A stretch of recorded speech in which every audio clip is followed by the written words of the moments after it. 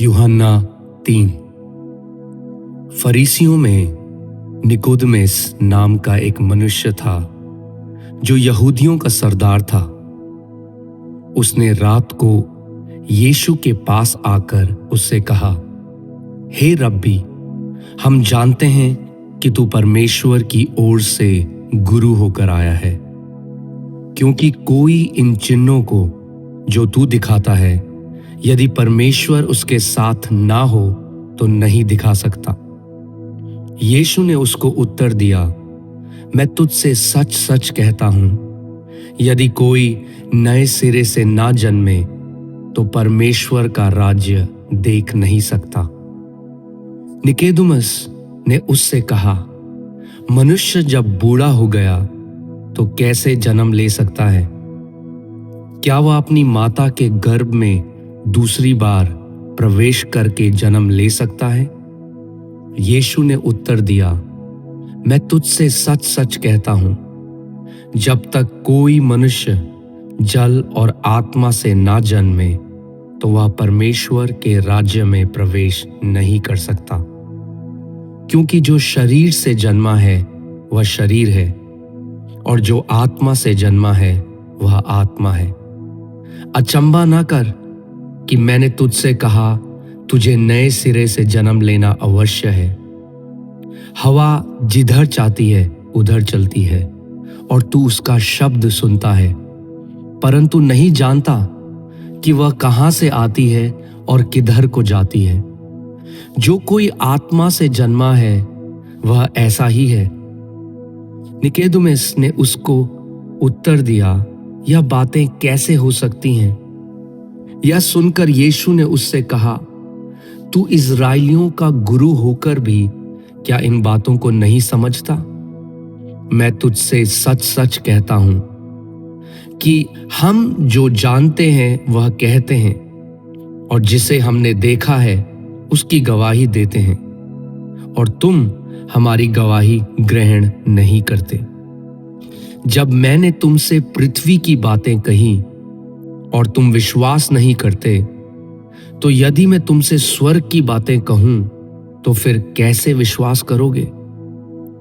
कोई स्वर्ग पर नहीं चढ़ा, केवल वही जो स्वर्ग से उतरा, अर्थात मनुष्य का पुत्र जो स्वर्ग में है।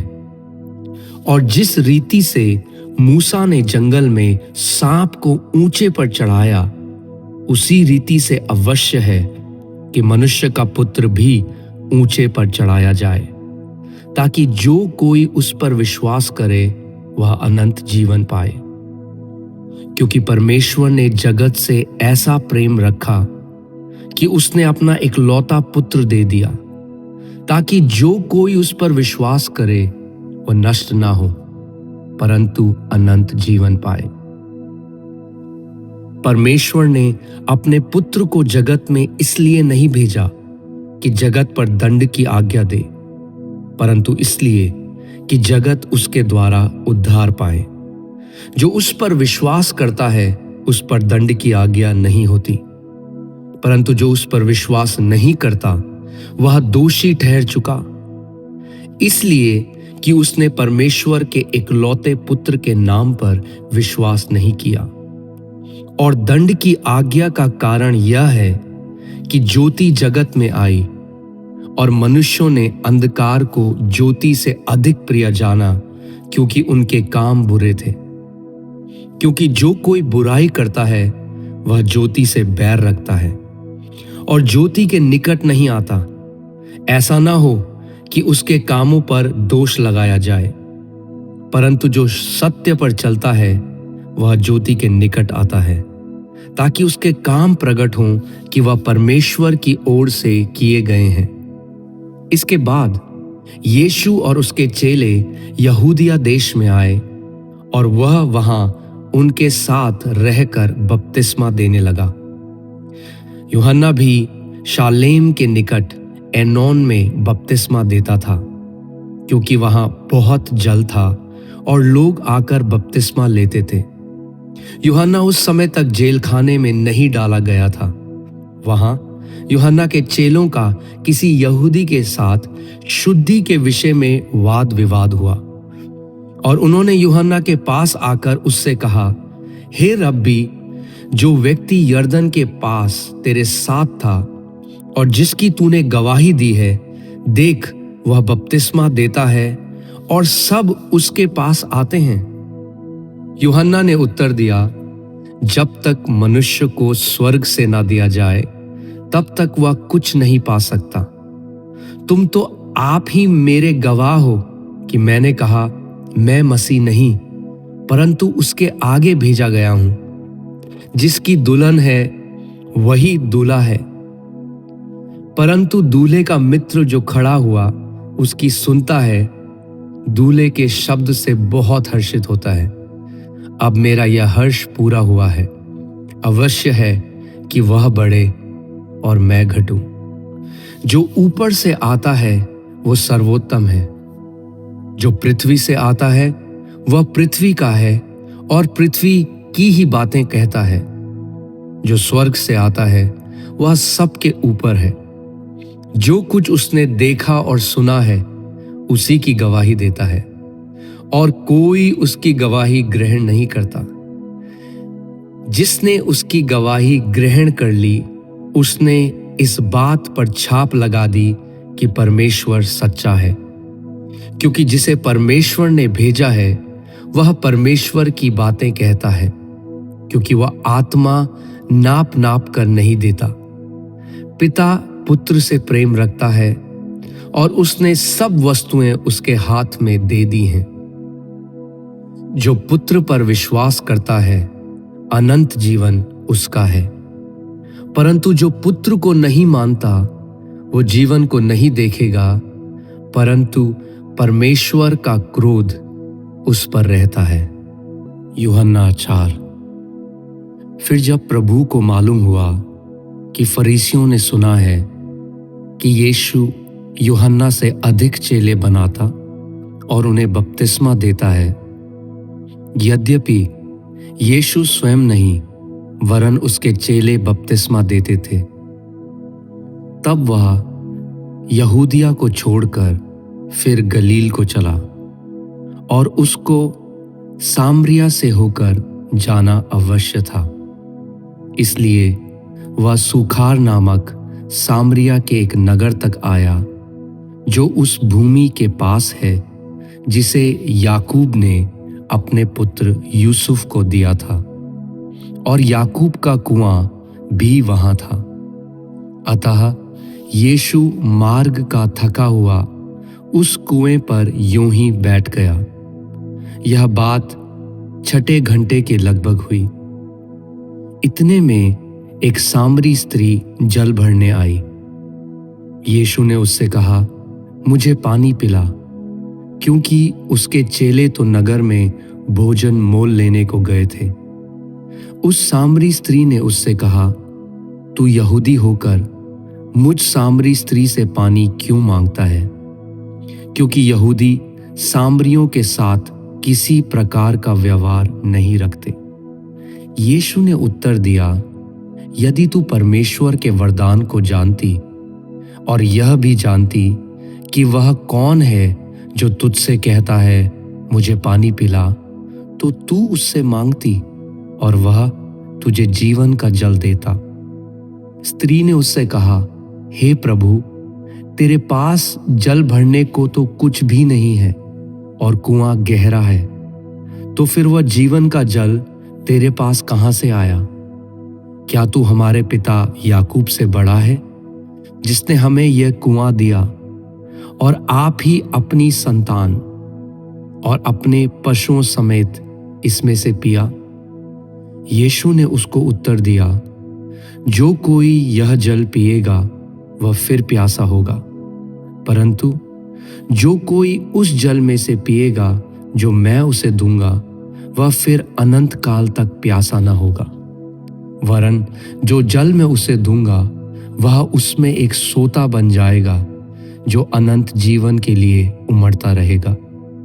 स्त्री ने उससे कहा, हे प्रभु, वह जल मुझे दे ताकि मैं प्यासी ना हूं और ना जल भरने को इतनी दूर आऊं। यीशु ने उससे कहा, जा अपने पति को यहां बुला ला। स्त्री ने उत्तर दिया, मैं बिना पति की हूं। यीशु ने उससे कहा, तू ठीक कहती है, मैं बिना पति की हूं, क्योंकि तू 5 पति कर चुकी है, और जिसके पास तू अब है वह भी तेरा पति नहीं। यह तूने सच ही कहा है। स्त्री ने उससे कहा, हे प्रभु, मुझे लगता है कि तू भविष्यद्वक्ता है। हमारे बाप दादों ने इसी पहाड़ पर आराधना की, और तुम कहते हो कि वह जगह जहां आराधना करनी चाहिए यरूशलेम में है।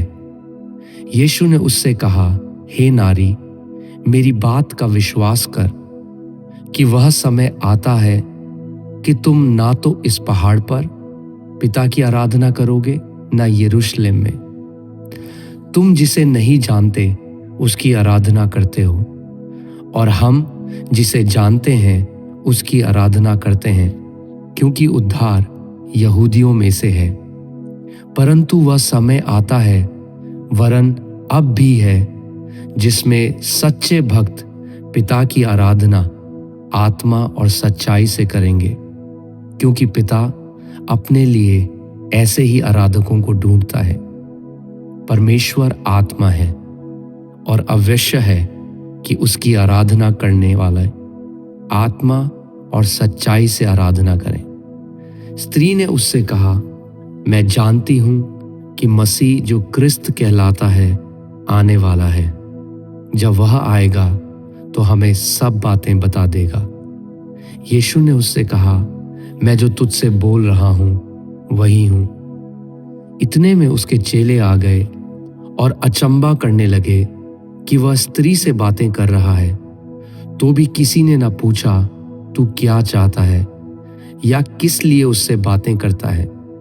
तब स्त्री अपना घड़ा छोड़कर नगर में चली गई और लोगों से कहने लगी, आओ, एक मनुष्य को देखो जिसने सब कुछ जो मैंने किया मुझे बता दिया। कहीं यही तो मसीह नहीं है? अतः वे नगर से निकलकर उसके पास आने लगे। इस बीच उसके चेलों ने यीशु से यह विनती की, हे रब्बी, कुछ खा ले। परंतु उसने उनसे कहा, मेरे पास खाने के लिए ऐसा भोजन है जिसे तुम नहीं जानते। तब चेलों ने आपस में कहा, क्या कोई उसके लिए कुछ खाने को लाया है? यीशु ने उनसे कहा, मेरा भोजन ये है कि मैं अपने भेजने वाले की इच्छा के अनुसार चलूं और उसका काम पूरा करूं। क्या तुम नहीं कहते, कटनी होने में अब भी 4 महीने पड़े हैं? देखो, मैं तुमसे कहता हूं, अपनी आंखें उठाकर खेतों पर दृष्टि डालो कि वे कटनी के लिए पक चुके हैं। काटने वाला मजदूरी पाता और अनंत जीवन के लिए फल बटोरता है, ताकि बोने वाला और काटने वाला दोनों मिलकर आनंद करें। क्योंकि यहाँ पर यह कहावत ठीक बैठती है, बोने वाला और है और काटने वाला और। मैंने तुम्हें वह खेत काटने के लिए भेजा जिसमें तुमने परिश्रम नहीं किया। दूसरों ने परिश्रम किया और तुम उनके परिश्रम के फल में भागी हुए। उस नगर के बहुत से सामरियों ने उस स्त्री के कहने से यीशु पर विश्वास किया, क्योंकि उसने यह गवाही दी थी, उसने सब कुछ जो मैंने किया है मुझे बता दिया। इसलिए जब ये सामरी उसके पास आए तो उससे विनती करने लगे कि हमारे यहाँ रह। अतः वह वहाँ 2 दिन तक रहा।